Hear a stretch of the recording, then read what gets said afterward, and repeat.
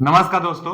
जो हम आप सबके लिए कॉन्सेप्ट सीरीज चला रहे हैं उसमें आज का टॉपिक है वायरिंग और अर्थिंग का प्रीवियस ईयर क्वेश्चन पेपर का सॉल्यूशन। मतलब वायरिंग और अर्थिंग अध्याय का जो अभी अभी हम थ्योरी समाप्त किए हैं, इस थ्योरी से क्वेश्चन कैसा बनेगा और कैसा क्वेश्चन अब तक आया हुआ है या कैसा क्वेश्चन आगे आने वाला है, वही सब हम लोग इस वीडियो से हम देख लेंगे और कैसा कैसा क्वेश्चन बन रहा है और क्या क्या आ रहा है। तो चलिए सीधा क्वेश्चन की तरफ चलते हैं। अगर थ्योरी नहीं देखे हैं तो जाकर थ्योरी आप देख लीजिए। वायरिंग भी समाप्त कर दिए हैं और अर्थिंग भी समाप्त कर दिए।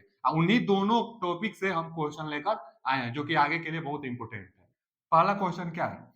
पहला क्वेश्चन है कि निम्नलिखित में से कौन हाउस वायरिंग की एक विधि है?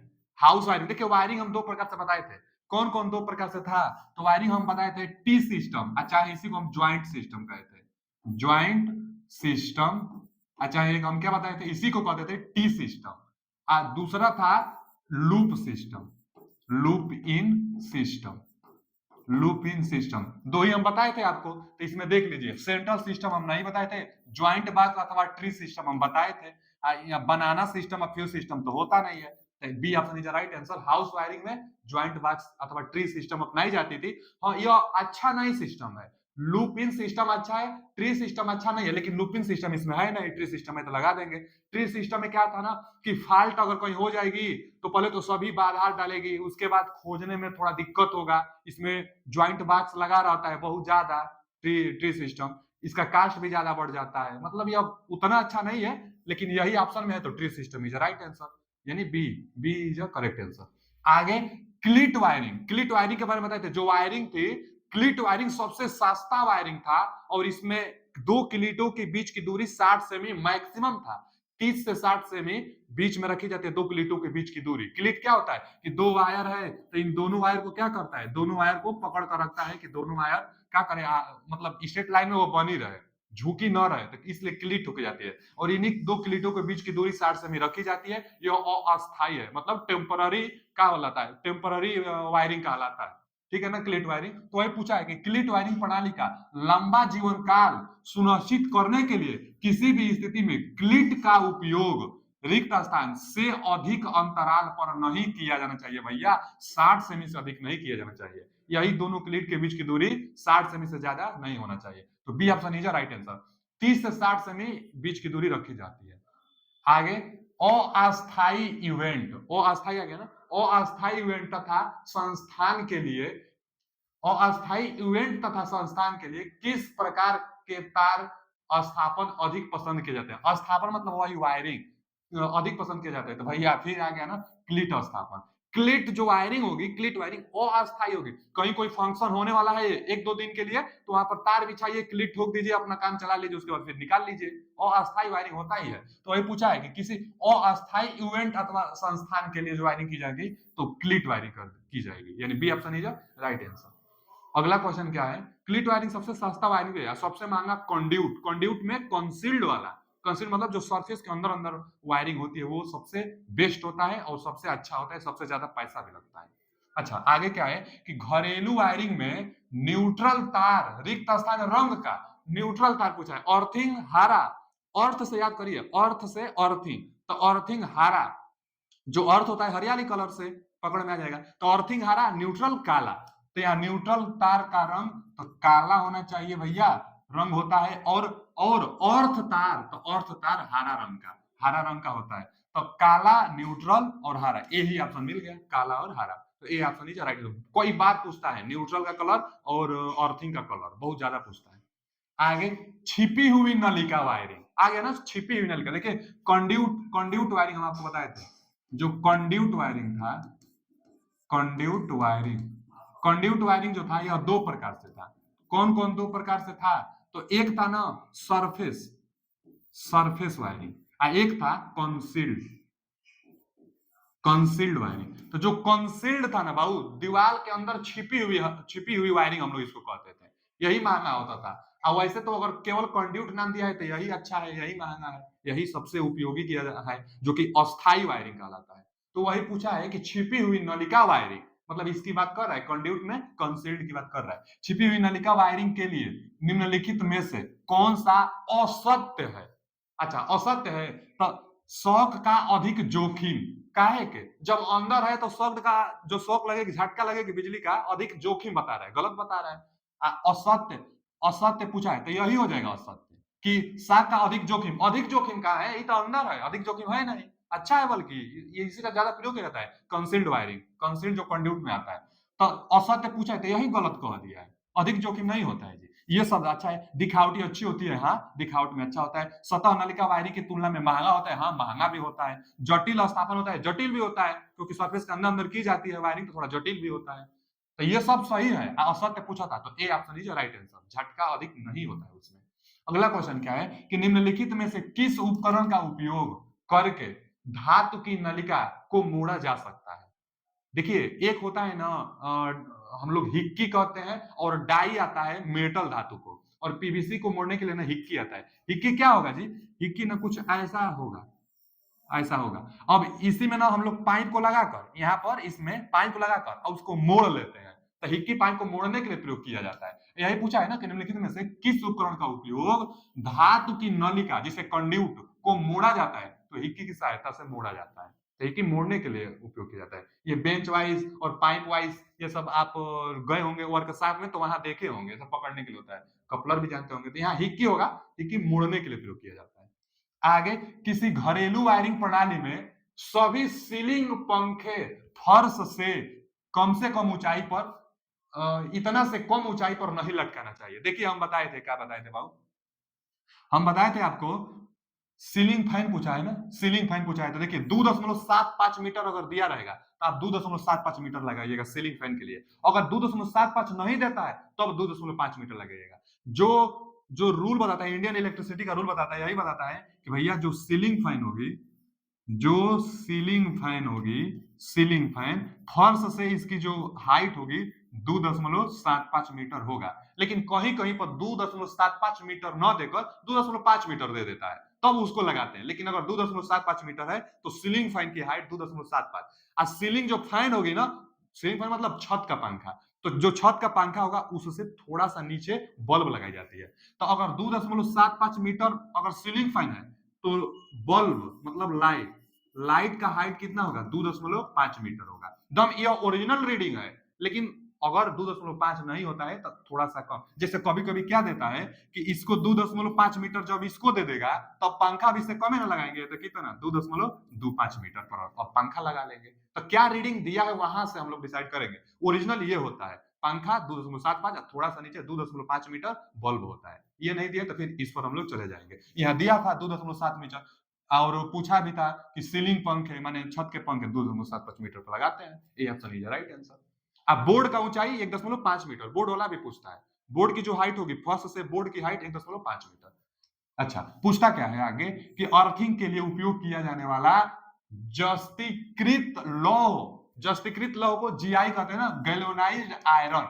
जीआई गैल्वेनाइज्ड आयरन, आयरन के पीस पर जिंक का परत चढ़ा देने से ही गैल्वेनाइज्ड आयरन बनता है। तो गैल्वेनाइज्ड आयरन, जस्तीकृत लौह अथवा स्टील भी इसको कह सकते हैं, आयरन से स्टील बनता है, अथवा स्टील का राड इलेक्ट्रोड न्यूनतम होता है। राड इलेक्ट्रोड, अच्छा देखिए ना, राड इलेक्ट्रोड हम बताए थे अर्थिंग 4 प्रकार का होता है। अर्थिंग 4 प्रकार का होता है। अर्थिंग 4 प्रकार से, हाँ जी, पहला कौन सा हम अर्थिंग बताए थे आपको? बताए थे स्ट्रिप अर्थिंग, हम बताए थे स्ट्रिप। इसका साइज कई बार पूछता है जीआई के लिए। जीआई के लिए साइज क्या होता है? 25 mm गुणे 4 mm, 25 mm गुणे 4 mm स्ट्रिप जो होता है सबसे पहले पथरीली स्थानों में प्रयोग किया जाता है। उसके बाद हम बताए थे राड, और राडे से क्वेश्चन पूछा है यहाँ पर, राड इलेक्ट्रोड की न्यूनतम साइज। तो इलेक्ट्रोड 25 mm गुणे 4 mm, 25 mm गुणे 4 mm। जीआई के लिए हम लिख रहे हैं, ध्यान से देखिएगा। जीआई के लिए कितना बाबू? तो स्ट्रिप के लिए होता है 25 mm गुणे 4 mm। किसके लिए है ये सब? तो जीआई के लिए, जीआई के लिए है। अच्छा, रोड जीआई के लिए कितना होता है? 16 mm। थ्योरी अभी तक आप नहीं देखे हैं तो जाकर थ्योरी वाला वीडियो देख लीजिए, थ्योरी में हम अच्छा तरह से बता दिए। तो जो राड अर्थिंग होगा उसके लिए जीआई होना चाहिए 16 mm व्यास का। जैसे राड अर्थिंग में क्या होगा, एक राड को अर्थ में लगा दी जाती है। जैसे हम लोग घर, जो घरों में ज्यादातर प्रयोग करते हैं ना, इसी अर्थिंग का प्रयोग करते हैं। बालुई मिट्टी में इसका प्रयोग करते हैं, हथौड़ा लोहा कुछ उसे ठोक दीजिए अंदर राड को ठोक देंगे। कितना हाइट तक देना चाहिए? कम से कम 1.5 मीटर, 1.5 मीटर के अंदर गड्ढे में इसको ठोक दीजिए और कनेक्शन कर लीजिए। हाँ, ये ध्यान दिया जाता है कि जिस मटेरियल का इलेक्ट्रोड, अगर जीआई का इलेक्ट्रोड है तो जीआईएस से आप वायर ले जाकर और अर्थिंग करेंगे, दोनों सेम मटेरियल का होना चाहिए। 1.5 मीटर गड्ढे गड्ढे में इसको गाड़ा दिया जाता है। अच्छा जी, तो यही राड का जो व्यास होगा जीआई का है तो 16 mm व्यास का राड होना चाहिए। यही यहाँ पर पूछा है कि राड इलेक्ट्रोड का न्यूनतम साइज, भैया जीआई के लिए पूछा है, देखिए ना, जीआई के लिए राड का तो 16 mm। C option is right answer. और दो था, कौन कौन दो था? तो एक था पाइप अर्थिंग और दूसरा था प्लेट अर्थिंग। इन चारों में सबसे महंगा कौन सा है? तो प्लेट अर्थिंग। कहां प्रयोग किया जाता है? बड़े बड़े बिजली घरों में प्लेट अर्थिंग का प्रयोग किया जाता है, क्योंकि इसमें खर्चा ज्यादा लगता है। इतना व्यवस्था किया जाता है सिस्टमेटिक ढंग से कि अर्थ रेजिस्टेंस का मान कम होता है, 0.5 ओम, माने 1 ओम से भी कम होता है प्लेट वाला अर्थिंग में। बहुत व्यवस्था की जाती है। प्लेट की साइज पूछ लेता है तो प्लेट की साइज में क्या बताएंगे? 60x60 सेमी में, 60x60 सेमी में। अगर कापर का लेंगे तो 3.18 mm लेंगे। कापर का लेंगे तो 3 दिखाई दे रहा है ना, 3.18 mm। कापर का लेंगे तो 3.18 mm। अगर जीआई का लेंगे तो 6.35 mm। यहाँ mm और ये दोनों रीडिंग सेमी। प्लेट वाला का साइज बहुत पूछ लेता है। और ये पाइप पूछता है तो 38 mm व्यास का, 38 mm व्यास का हम लोग पाइप लेते हैं, 2.5 मीटर का, 2.5 मीटर गड्ढा में हम लोग इसको लगा देते हैं, पाइप को लगा तो 38 mm व्यास का लेते हैं। अर्थिंग से बहुत इंपोर्टेंट था जो कि रीडिंग पूछता है, यहाँ पर 16 mm पूछ लिया था राड वाला। तो C option is right answer. चलिए आगे चलते हैं। आगे लैंप के लेआउट तथा अथवा लैंप के आउटलेट, लेआउट आउटलेट जो सिंबल प्रतीक होती है उसी को दिखाया जाता है लेआउट और आउटलेट से। तो किस प्रकार के प्रतीक का उपयोग किया जाता है? किसके लिए? लैंप के लेआउट के लिए। तो देखिए ए ऑप्शन लैंप के लिए। अब यह क्यों, अब वैसे भी पकड़ा जाएगा आपको कि यह जो है सॉकेट का है लेआउट। अच्छा, सॉकेट का यदि यह प्रतीक है तो कितना एम्पियर? तो 2 रहेगा, तो 16 एम्पियर सॉकेट वाला। 16 एम्पियर सॉकेट का प्रयोग कहां करते हैं बाबू? 16 एम्पियर सॉकेट का प्रयोग पावर सर्किट में करते हैं। एक जब रहेगा तो ये लाइट फैन सर्किट के लिए यह सॉकेट का स्विच है। तो यह सॉकेट कितना एम्पियर के लिए है? 5 एम्पियर के लिए। यह कितना एम्पियर के लिए है? 16 एम्पियर के लिए। तो जानते रहिएगा ये सीलिंग रोज है, तो यह कितना 16 एम्पियर और यह 5 एम्पियर। जबकि यहाँ पर लैंप के लिए पूछा था तो A option is right answer. चलिए आगे चलते हैं। अगला क्वेश्चन है कि घरेलू वायरिंग का भू संपर्कन। देखिए अर्थिंग, भू संपर्कन का मतलब अर्थिंग होता है, अर्थिंग का कलर हरा रखा जाता है, कहीं कहीं इसी को ग्राउंडिंग कहा जाता है। तो ग्राउंडिंग और अर्थिंग में बस यही अंतर है। देखिए जैसे ट्रांसफार्मर होता है उसमें 3 फेज का जब हम लोग बाइंडिंग करते हैं तो एक आर वाई बी, एक न्यूट्रल पॉइंट मिलता है ना जब स्टार में कनेक्टेड होता है, तो इस स्टार को हम लोग ग्राउंड कर देते हैं। तो इसी को हम लोग क्या कहते हैं? ग्राउंडिंग। ग्राउंडिंग में करंट से डील हो सकती है ना ग्राउंडिंग। अर्थिंग में, अर्थिंग लीकेज करंट जब होगी तब धारा प्रवाहित होगी। जैसे कोई मोटर है, अब मोटर के अंदर करंट से डील होता है लेकिन जो बॉडी है, बॉडी में कोई अभी करंट नहीं है, तो इसी बॉडी को, मेटल का बॉडी है, इस बॉडी को अर्थ से कनेक्ट कर दीजिए, तो इसको हम लोग अर्थिंग कहेंगे। कोई पूछ, अगर इंटरव्यू होता है तो पूछा जाता है बड़ा कि भैया ग्राउंडिंग और अर्थिंग में क्या अंतर है, तो देखिए इसको हम लोग क्या कहेंगे? अर्थिंग कहेंगे। अर्थिंग, बॉडी से अर्थ कर देना ही अर्थिंग कहलाता है। बॉडी से अर्थ कर देना अर्थिंग कहलाता है। यहाँ ग्राउंड अर्थ यहाँ भी किया जा रहा है, लेकिन यहाँ एकदम यहाँ पर इसमें करंट आ, इसमें करंट, इसमें करंट, उसके बाद इसको न्यूट्रल कर दी जा रही है, क्योंकि यह बैलेंस करता है ना, यह बैलेंस करता है, तो इसको हम लोग ग्राउंडिंग कहेंगे। इसको हम लोग क्या कहेंगे बाबू? ग्राउंडिंग। ग्राउंडिंग में एकदम करंट, करंट यहाँ पर आ रहा है, जा रहा है। अब वो अलग बात है कि न्यूट्रल पॉइंट पर करंट का मान 0 होता है ना, तो बस इसलिए लगा दिया गया है, कभी अनबैलेंस हुआ तो ग्राउंड हो जाए, हमारा डिवाइस बच जाए, उसलिए इसका प्रयोग किया जाता है। और यहाँ पर तो जब लीकेज होगी तब जाकर करंट फ्लो होगा। तो ग्राउंडिंग और अर्थिंग दोनों का उद्देश्य एक ही है कि लीकेज करंट से सुरक्षा प्रदान कराना। ठीक है ना जी? तो भू संकर्पण प्रतिरोध लगभग होना चाहिए। अच्छा, घरेलू वायरिंग के लिए पूछा है। जो बड़े बड़े पावर सब स्टेशन होते हैं वहां पर इतना व्यवस्था की कर दी जाती है कि अर्थ का रेजिस्टेंस कम से कम होता है 0.5 ओम। और जो मेजर टाइप के होते हैं वहां 1 ओम होता है। जो स्मॉल सब स्टेशन होते हैं वहां पर 2 ओम का होता है। लेकिन घरेलू जो होता है ना, घरेलू में 5 ओम तक का रेजिस्टेंस बन जाता है, क्योंकि हम लोग उतना व्यवस्था नहीं कर पाते हैं। वो लोग जब करते हैं कंपनी वाले, पावर सब स्टेशन वाले, ज्यादातर प्लेट अर्थिंग, पाइप अर्थिंग की व्यवस्था करते हैं, तो उसमें क्या करते हैं कि नमक और चारकोल, नमक चारकोल का 15-15 सेमी का लेयर बनाते रहते हैं। पानी डालने की व्यवस्था करते हैं। बहुत खर्चा लगता है, 10,000 से ऊपर लग जाता है खर्चा केवल अर्थिंग करने में। इतना व्यवस्था कर देते हैं कि अर्थ का रेजिस्टेंस उनके यहाँ कम होता है, लेकिन हम लोग उतना व्यवस्था नहीं कर पाते हैं, तो हम लोग यहाँ जो रेजिस्टेंस होता है लगभग 5 ओम तक होता है। 5 ओम चाहे 5 ओम के आसपास होना चाहिए। अब ये बहुत ज्यादा है 50 ओम, 2 ओम तक हो नहीं पाएगा। 2 ओम तो हम ही बताएंगे कहाँ, जो स्मॉल सब स्टेशन है वहां पर होगा। 1 ओम कहाँ होगा, जो मेजर सब स्टेशन है वहां पर, मेजर जो पावर हाउस होगा वहां पर। अब बड़ा बड़ा जो पावर हाउस होगा वहां 0.5 होता है। तो घरेलू के लिए अगर पूछता है तो 0.5 हो। अच्छा, पथरीली स्थानों पर यदि आपसे पूछता है ना कि पथरीली स्थानों पर कितना होगा अर्थिंग, अर्थ रेजिस्टेंस का मान, तो 8 ओम हम लोग लगाएंगे। पूछता है पथरीली स्थानों के लिए तो 8 ओम हम लोग लगा देंगे। यहाँ पर घरेलू के लिए पूछा है तो 5 ओम से कम अर्थ रेजिस्टेंस रहेगा तो बेहतर है। आगे, इंटर इंटरटेनमेंट वायरिंग को पावर वायरिंग के निकट या समांतर में रखने की अनुशंसा नहीं की जाती है। एक बात जान लीजिए, कभी भी जैसे यही देखिए ना, जो ये वाईफाई वाले हैं देखे होंगे, वाईफाई वाले जो केबल बिछाए होंगे और जो एक ट्रांसमिशन लाइन गई होगी, तो उनके और उनके बीच में बहुत ज्यादा दूरी होता है। जैसे ट्रांसमिशन लाइन, अगर केबल ट्रांसमिशन लाइन का अगर केबल इतना ऊंचाई पर गया है, तो जो जियो फाइबर वाले होंगे चाहे और भी जो भी लोग होंगे, उनका जो केबल होगा ना इससे बहुत नीचे होगा, बहुत नीचे। जैसे यह पोल है ना, तो बहुत नीचे इनका होगा और वो ऊपर होगा। क्यों? क्योंकि पास में रखने से दोनों का मैग्नेटिक फील्ड के कारण इंटरफेरेंस हो सकता है, व्यतिकरण हो सकती है, कुछ इफेक्ट इसके कम्युनिकेशन में, इसके जो इसका जो नेटवर्क होगा इस पर बाधा डाल सकता है। इसलिए ना उससे दूर रखा जाता है। ये भाई इसमें ज्यादा अमाउंट में करंट और वोल्टेज है, तो यहाँ पर मैग्नेटाइज होकर इसको इफेक्ट डाल सकता है, इसलिए दूर रखा जाता है। तो इंटरफेरेंस इसको कहते हैं, व्यतिकरण कहते हैं। इंटरफेरेंस से बचने के लिए दूर रखा जाता है कि इसको बाधा ना डाले, इंटरप्ट इसको ना करे, इसके जो भी सिग्नल होंगे इसके सिग्नल को यह इंटरप्ट ना करे, इसलिए दूर रखा जाता है। समांतर में दूर रखा जाता है, ज्यादा से ज्यादा गैप रहे, ताकि इंटरफेरेंस ना हो पाए, व्यतिकरण ना हो। तो यही पूछा है कि जैसे इंटरटेनमेंट, इंटरटेनमेंट वही जियो फाइबर वाले जितना भी लोग हैं वाईफाई की सुविधा दे रहे हैं, तो इंटरटेनमेंट वायरिंग को पावर वायरिंग, इसको क्या कहेंगे हम लोग, पावर वायरिंग कहेंगे, जहां से उच्च अमाउंट में जो केबल और करंट जा रही है। तो पावर वायरिंग के निकट या समांतर में रखने की अनुशंसा नहीं की जाती है, माने इसके निकट रखने की अनुशंसा नहीं। अब कोई चारा ही नहीं है तब तो भले भाई रख ले, जितना पॉसिबल हो उतना दूरी पर कर लिया जाता है।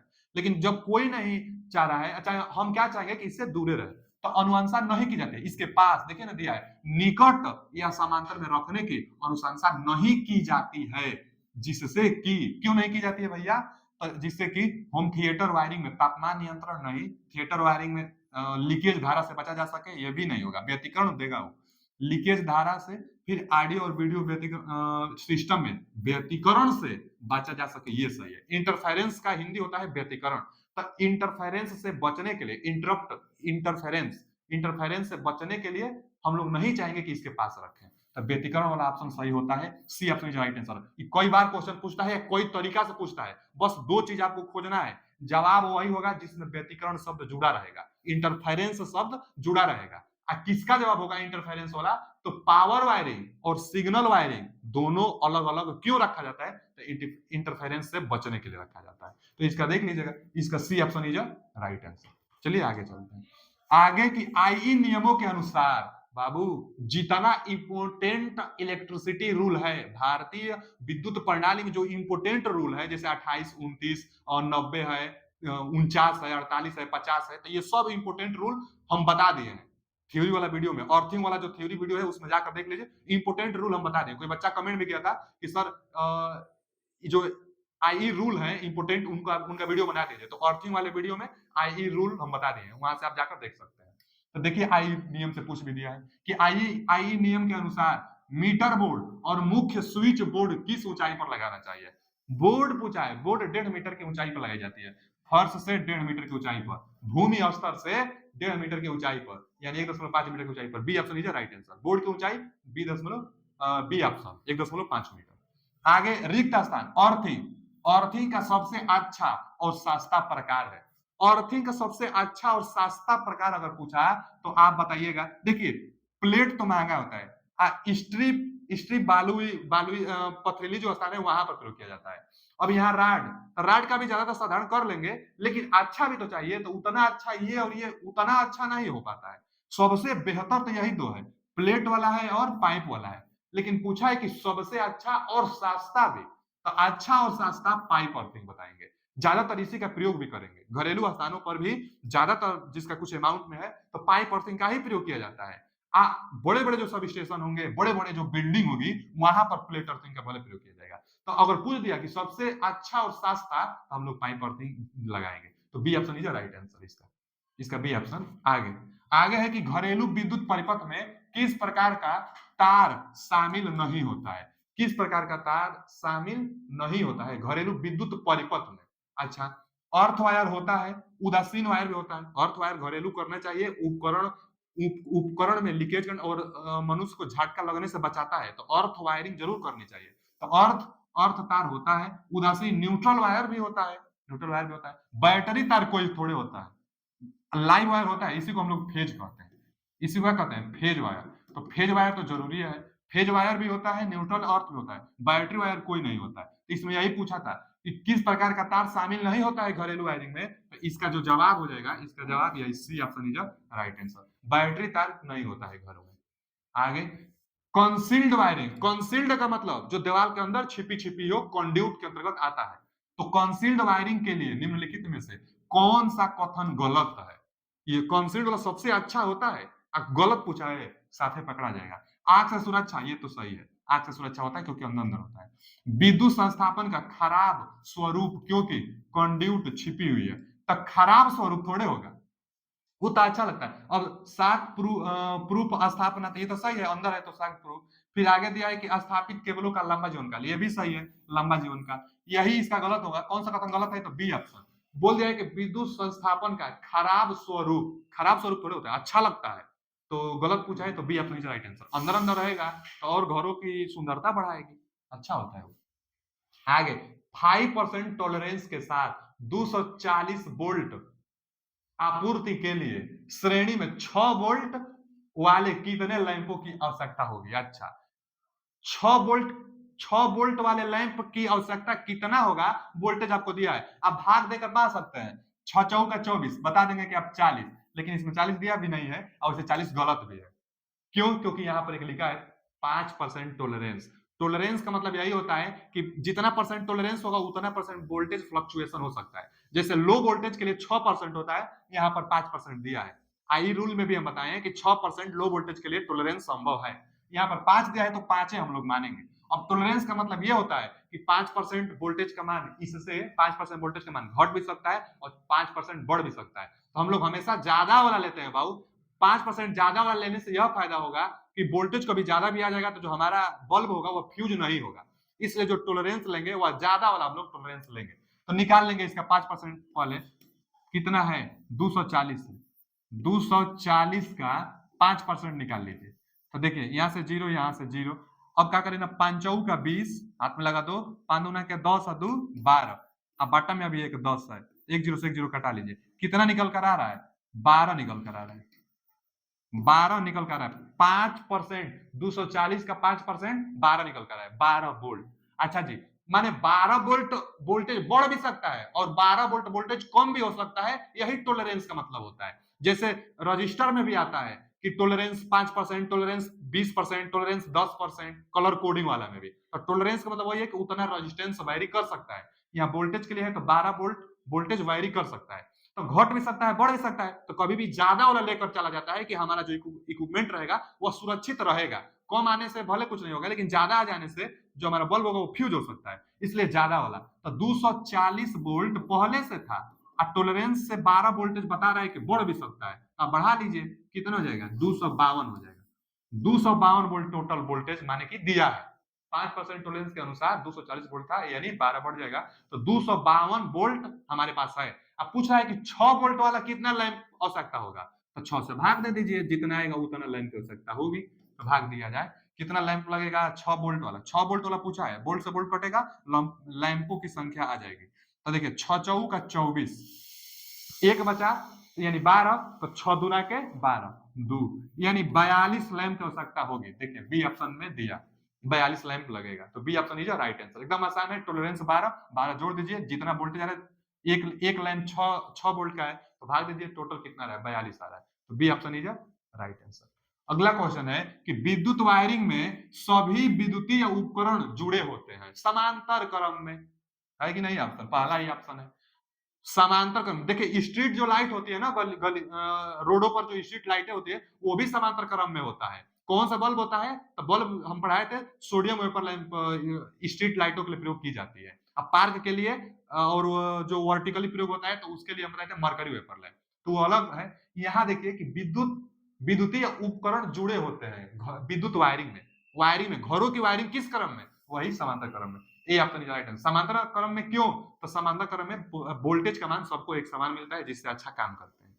आगे 16 एम्पियर और 3 पिन सॉकेट आउटलेट पॉइंट के लिए कितने वाट की पावर रेटिंग अनु अनुशंसित है? देखिए थ्योरी में जाकर आप पढ़ लीजिए, हम बताए हैं इसको। हम बताए थे कि जो पावर आउटलेट होते हैं, पावर आउटलेट 1000 वाट का होता है, और जो सब सब चाहे लो पावर चाहे का सब सब आउटलेट सब सर्किट सीकेटी को सर्किट कहते हैं, तो जो सब सर्किट होते हैं चाहे लो पावर वाले होते हैं, सब सब सर्किट सब सर्किट जो सब सर्किट होते हैं ना भाऊ, सब सर्किट इनके लिए 60 वाट से लेकर 100 वाट तक, 5 एम्पियर सॉकेट वाले 60 वाट से 100 वाट तक। लेकिन जो पावर सर्किट होते हैं, जो पावर सर्किट होते हैं, इनमें जो आउटलेट का इस्तेमाल किया जाता है, इनमें जो स्विच का इस्तेमाल किया जाता है वह 1000 वाट तक बताए हैं, हम लिखवाए भी हैं। तो पावर सर्किट के लिए बात किया है यहाँ पर, देखिए ना 16 एम्पियर दिया है। 16 एम्पियर क्या है? पावर सर्किट के लिए प्रयोग किया जाता है, तो 16 एम्पियर के लिए 1000 वाट, यहाँ पर C option is right answer. 5 ampere के लिए 60 से 100 वाट, और 16 एम्पियर यानी पावर आउटलेट के लिए 1000 वाट, तो यहाँ से C option is right answer, 1000 watt होगा। ठीक, अगला क्वेश्चन क्या है कि सिंगल फेज या 3 फेज परिपथ में न्यूट्रल का रंग क्या होगा? न्यूट्रल पूछ दिया।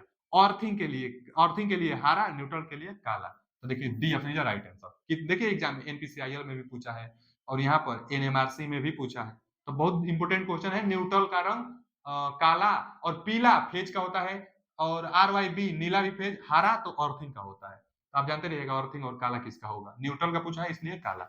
अगला क्वेश्चन क्या है कि घरेलू विद्युत वायरिंग में लाइट लोड किससे अधिक नहीं होना चाहिए? हम कितना चिल्ला चिल्ला कर बताए थे आपको कि लाइट फैन लोड अगर पूछ दिया तो 10 पॉइंट भी कई बार पूछता है, तो 10 पॉइंट और 800 वाट से ज्यादा नहीं होना चाहिए।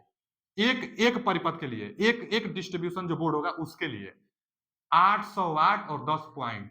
अगर पावर सर्किट पूछ दिया तो केवल 2 पॉइंट, पावर सर्किट के लिए 2 पॉइंट और 3000 वाट से ज्यादा नहीं होना चाहिए। यहाँ क्या पूछा है? घरेलू विद्युत वायरिंग में लाइट लोड यही ना है, लाइट लोड जो कि लाइट वेट होगा, पंखा वंखा होगा, हल्का लोड होगा, तो 800 वाट से ज्यादा नहीं होना चाहिए। 800 watt A option is right answer.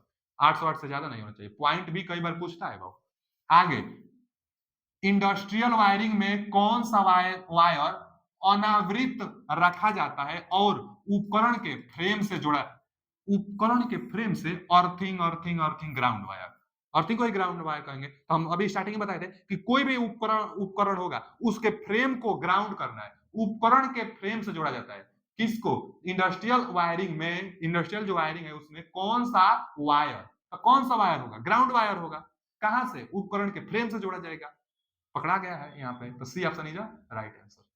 आगे अगला क्वेश्चन है कि IEEE के अनुसार, इंडियन जो इलेक्ट्रिसिटी रूल है, IEEE के अनुसार कंट्रोल पैनल, देखिए यहाँ पर भी कंट्रोल पैनल जो होता है पावर सर्किट के लिए होता है, आगे पढ़ाएंगे भी। तो कंट्रोल पैनल के लिए इस्तेमाल होने वाले मेन अर्थिंग लीड का न्यूनतम आकार दिए गए विकल्पों में से किससे कम नहीं होना चाहिए?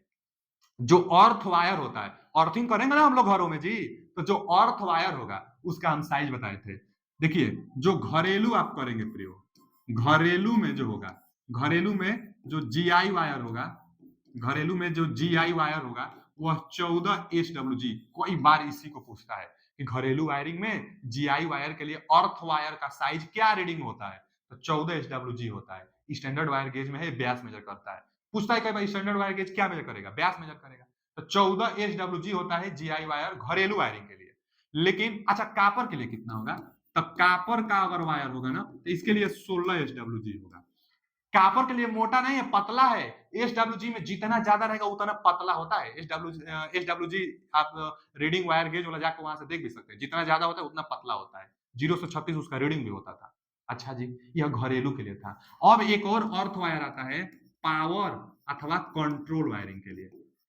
कंट्रोल अथवा सब स्टेशन पर, जो सब स्टेशन होगा, चाहे सब स्टेशन नहीं तो पावर स्टेशन, जो पावर स्टेशन होते हैं, तो जो पावर स्टेशन, सब स्टेशन, चाहे पावर चाहे कंट्रोल वायरिंग होगी, इनके लिए जीआई वायर से अर्थिंग की जाती है। पहले तो किससे अर्थिंग करेंगे, तो जीआई वायर से अर्थिंग करेंगे। अच्छा, जीआई वायर से हम लोग अर्थिंग करेंगे इन सब पर, तो उसका साइज कितना होता है, तो 8 SWG होता है। और वही पूछा है ना कंट्रोल के लिए, कंट्रोल पैनल के लिए पूछा है, तो 8 SWG कापर अथवा जीआई। जीआईए का प्रयोग किया जाता है, कापर का प्रयोग नहीं किया जाता। इन सब के लिए जीआई का क्वेश्चन भी पूछा था एक बार कि पावर सब स्टेशन होते हैं चाहे पावर कंट्रोल होते हैं, उनमें अर्थ वायर किसका प्रयोग किया जाता है, तो जीआई वायर का ही प्रयोग किया जाता है। कितना होता है, 8 SWG, यहाँ दिया भी है कि कापर लगाइए अथवा जीआई लगाइए, 8 SWG का प्रयोग करेंगे कंट्रोल पैनल में। तो 8 होला, 14 कहाँ होगा, तो घरेलू वायरिंग में होगा 14। यहाँ कंट्रोल पूछा इसलिए बी ऑप्शन, 8 SWG। अगला क्वेश्चन क्या है कि सड़कों को प्रकाशित करने के लिए प्रयुक्त बत्तियां संयोजित की जाती है। सड़कों पर यानी स्ट्रीट लाइट पर बत्तियां समांतर क्रम में, स्ट्रीट लाइट पर बत्तियां समांतर क्रम में। कौन सा lamp, sodium vapour lamp. Sodium vapour lamp कैसा प्रयोग किया जाता है, तो हॉरिजॉन्टली प्रयोग किया जाता है। पहले किस क्रम में होता है, तो समांतर क्रम में होता है। B, A option is right answer.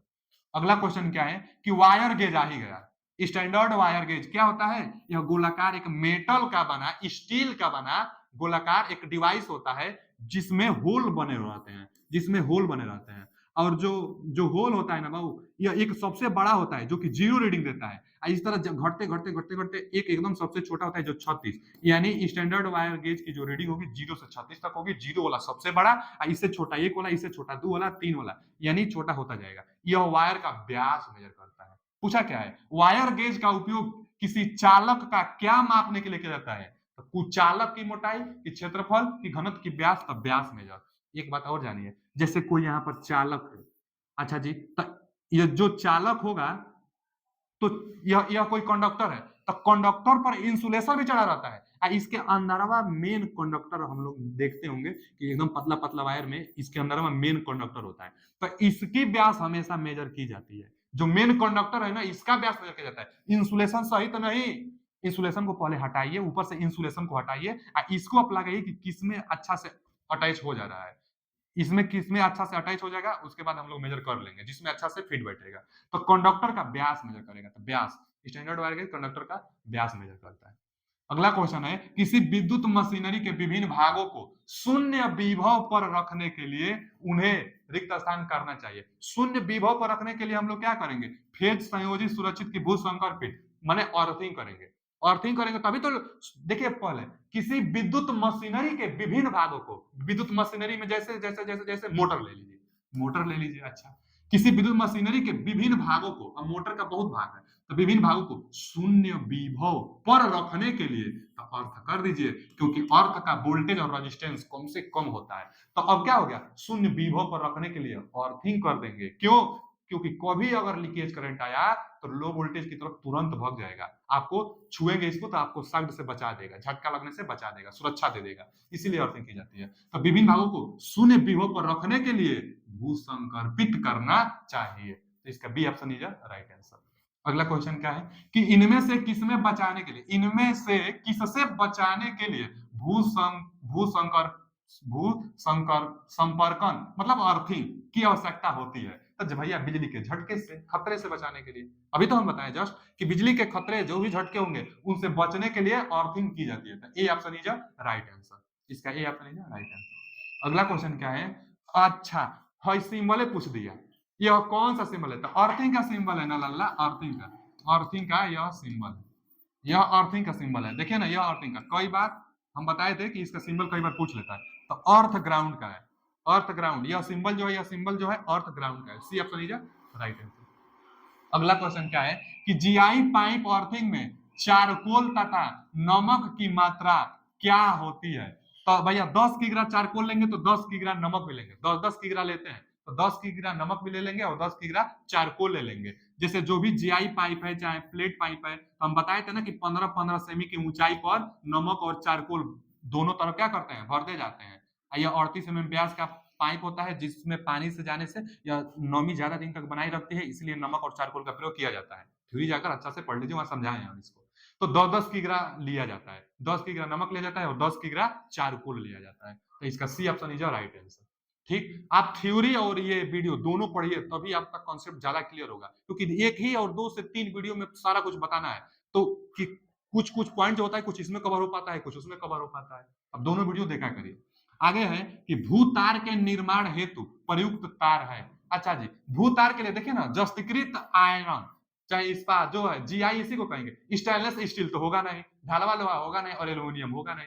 वही पूछा है कि अर्थिंग बनाने के लिए, अर्थिंग निर्माण में किस तार का प्रयुक्त किया जाता है? तो कौन सा? जीआई तार का प्रयोग किया जाता है। ए ऑप्शन इज राइट आंसर। अगला क्वेश्चन क्या है कि निम्न में से कौन सी सामग्री का उपयोग अर्थ प्लेटो के आसपास मिट्टी की नमी और कम प्रतिरोध बनाए रखने के लिए प्रयोग किया जाता है? नमक और चारकोल, नमक और चारकोल, ए ऑप्शन।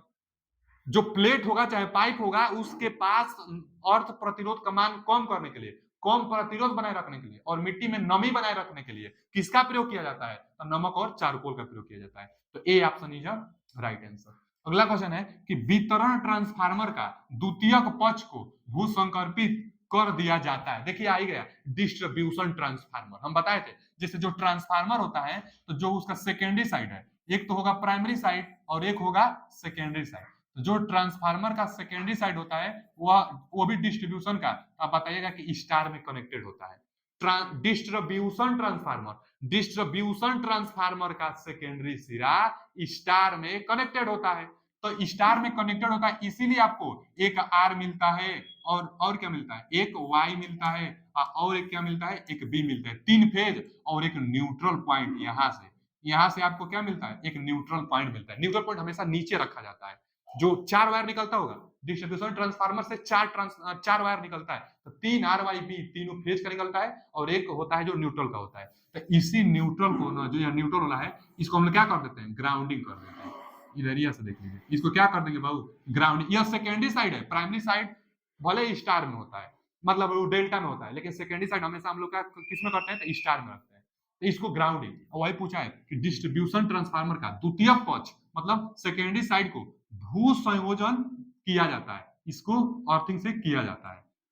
अब रिक्त स्थान आगे बताइए, ताकि एकल मतलब सिंगल फेज लाइनों से बचा जा सके। नहीं, सिंगल फेज लाइनों से बचा जा सके तो नहीं होगा, क्योंकि लाइन की जांच करने में कठिनाई होगी, ये भी नहीं हो सकता है। आगे, क्योंकि धरती, मशीन और मानव जीवन को सुरक्षा प्रदान करता है, तो ये सही है।